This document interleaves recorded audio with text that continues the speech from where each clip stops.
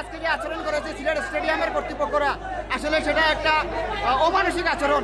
আমরা 250 টাকা দিয়ে টিকিট কেটেও আমরা কিন্তু ঢুকতে পারছি না, সেটা আমরা হয়রানির শিকার হচ্ছি। এটা আসলে খুবই অসামাজিক একটা কাজ।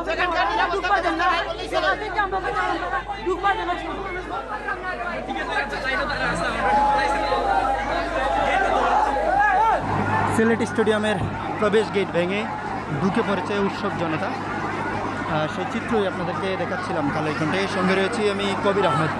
আপনারা দেখতে পাচ্ছেন শত শত ক্রীড়াপ্রেমী মানুষজন মাঠের যে প্রবেশ গেট, সেই প্রবেশ গেট ভেঙে ইতিমধ্যেই মাঠে ঢুকে পড়েছে। আইনশৃঙ্খলা বাহিনীর সদস্যরা চেষ্টা করছে সেই পরিস্থিতি নিয়ন্ত্রণের।